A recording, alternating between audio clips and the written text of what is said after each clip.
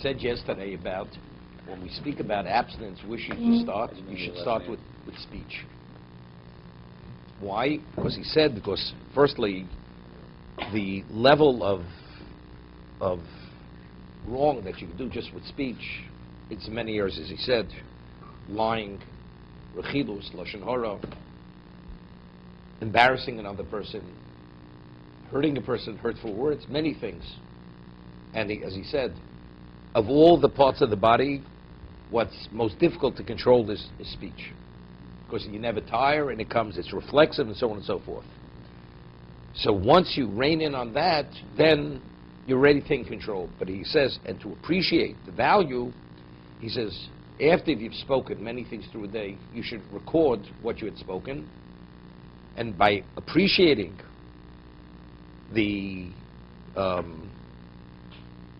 damage which speech brings about, realizing it, that will give you an appreciation why it has to be controlled. Because normally a person doesn't realize even what he says, as we pointed out yesterday.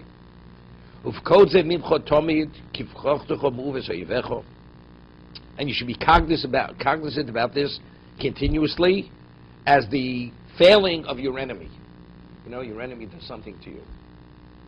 You never forget it. So when you realize the pitfalls of speech to yourself and the level of damage and harm you could bring upon yourself, and you're cognizant of that, you're going to be able to control it. And this is not something which you should be continuously involved for a short period of time. It has to be over a period where until your power of speech is corrected and your words are lessened. It's a training. Now, some people, they only say what they have to say, not more. Their words are counted.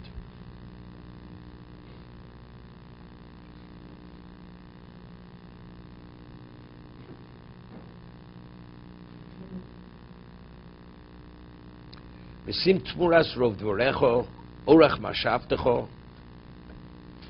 says, in exchange for the abundance of words, a lengthy thought process. Reflect more than you speak. Think more than you speak. And continue the evaluation period and the computation with your soul. That's what your focus has to be.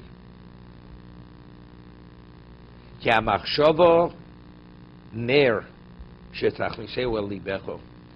thought is like a candle which you bring into your heart to illuminate. It's like the candle.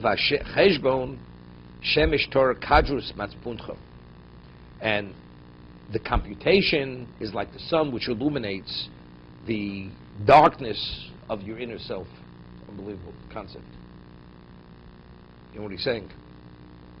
He says, the thought is like the nair, the ability to reflect. The act, you're reflecting. The computation, the self-accounting, that is like the sun shining. That's the illumination of the sun, which illuminates the darkness of the inner recesses of yourself. Person runs a business, right? Person takes inventory. Things look great. And whatever you see seems are okay. But until you really make the accounting and take the inventory and do the audit, you don't know where you're at.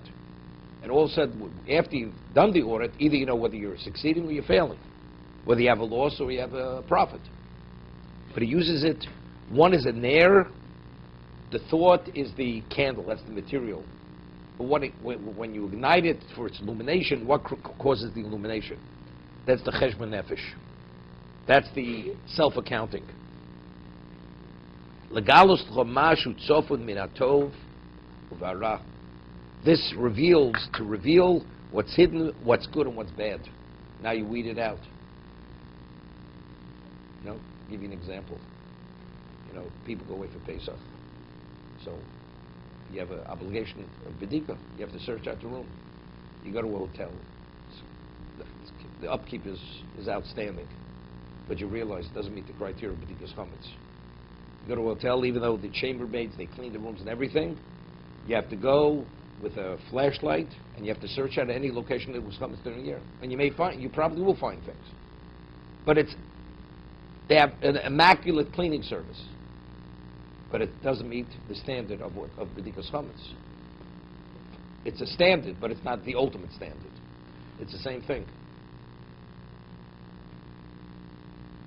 So until you search it out and do the self-accounting, the introspection, you're not going to actually come upon many things.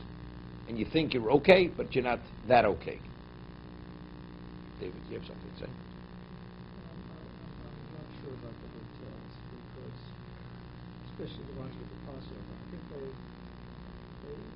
they do a good job. There's a halacha. If it's not checked with a flashlight or a candle, it's not a valid checking. No, I'm not arguing with that. So what do you have to check it? Because the answer is, because it's not as thorough. Unless it's done that you go over every part with the flashlight or with a very specific type of light, we're concerned it may have not been checked properly.